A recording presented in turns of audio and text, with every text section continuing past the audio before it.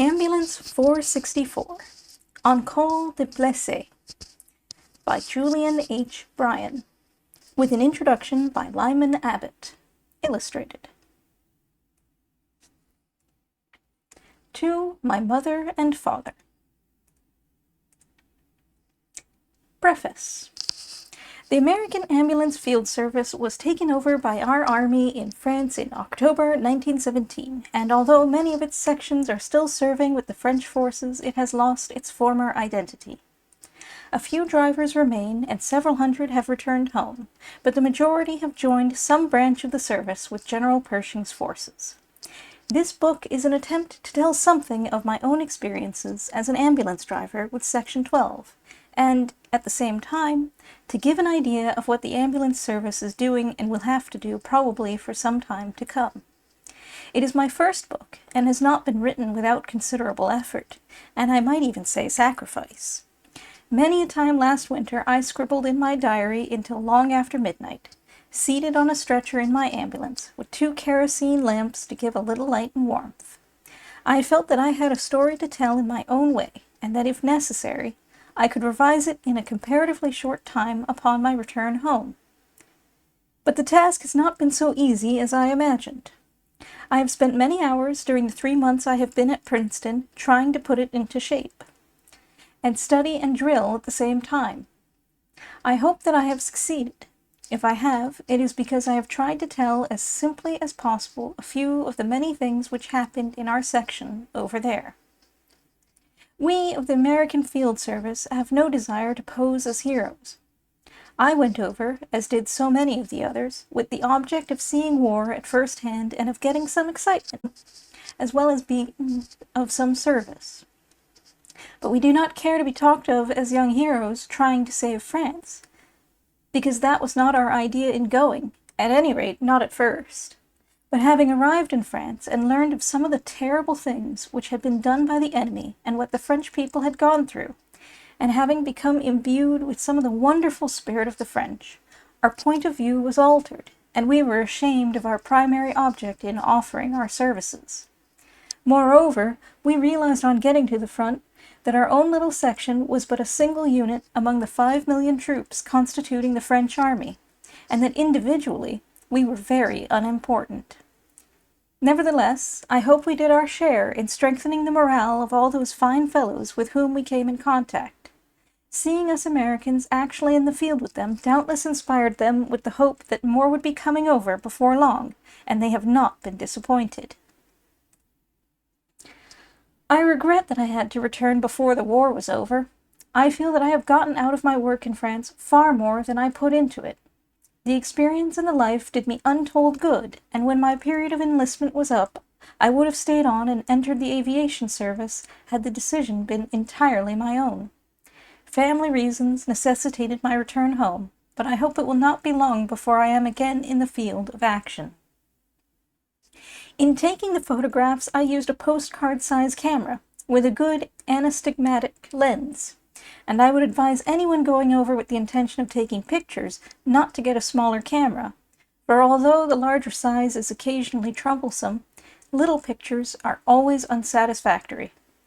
But this advice may be unnecessary, because our authorities, like the British, are very strict concerning the use of cameras within the war zone. Almost all our films were developed at the front, Gilmore and I using the loft of a barn for a laboratory, with buckets and basins for apparatus. Many were the negatives we spoiled when the weather was so cold that the developer would not act on the films. Sometimes we printed by sunlight, and sometimes by means of the carbide headlights on one of the cars. I took about 400 photographs altogether, and the best which survive are in this book.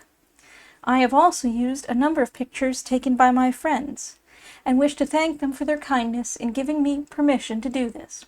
William Gilmore and Ray Williams, both of Section 12, supplied 3 and 4, respectively, the latter number including the balloon pictures. Monsieur Bardellini took 6 of the pictures at N, and Colonel Thurneson the group of Boche prisoners. The Fardham, the bursting bomb, and Guynemer pictures I obtained from George Trowbridge.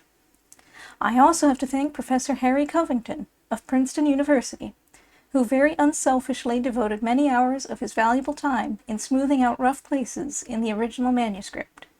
My sincere gratitude is likewise due to several friends who have very kindly helped me with suggestions, proofreading, and numerous other details. Julien H Bryan, February 14th, 1918, 65 Blair Hall, Princeton, New Jersey.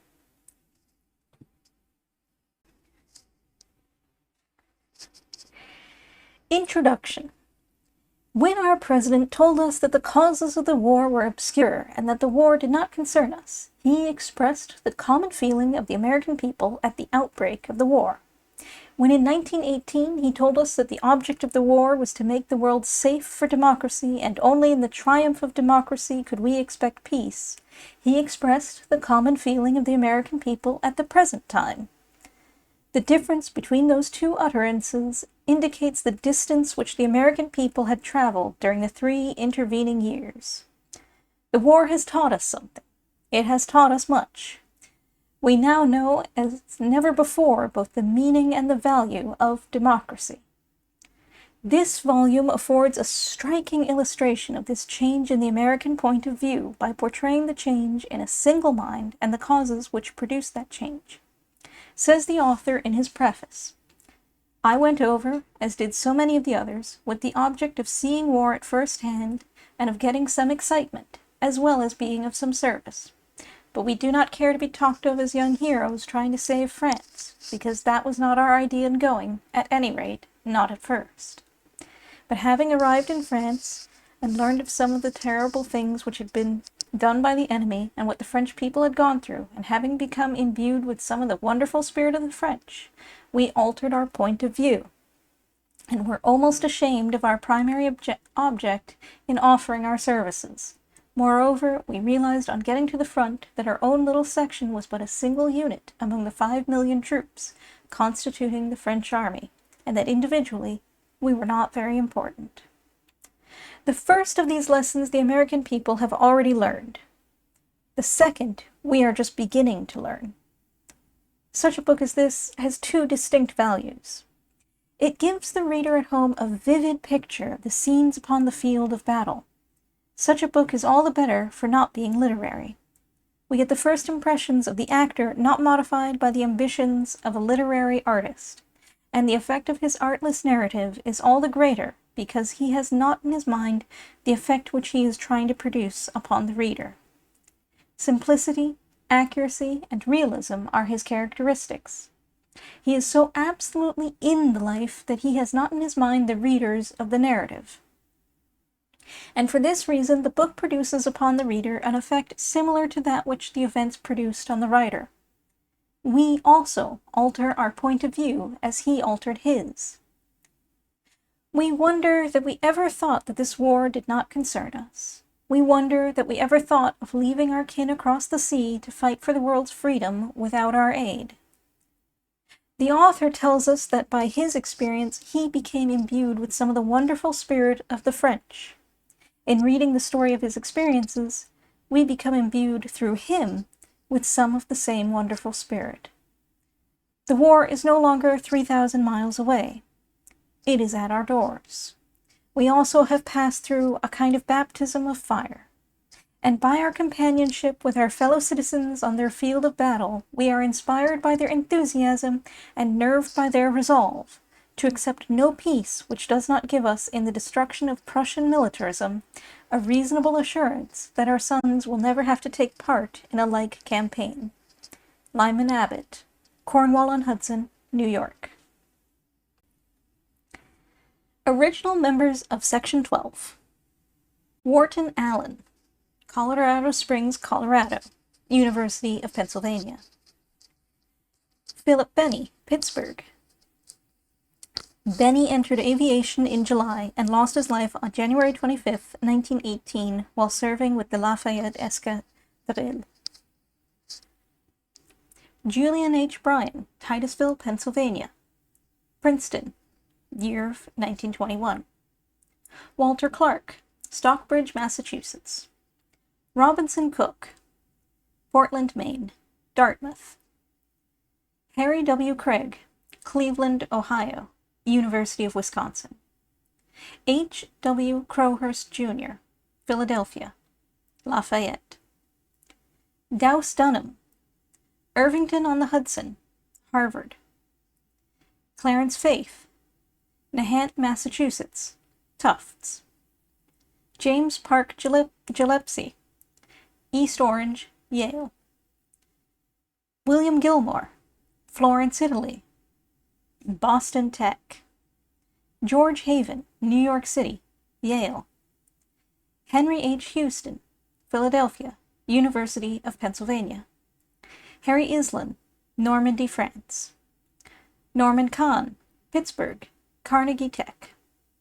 Hugh Kelleher, Cambridge, Massachusetts, Harvard.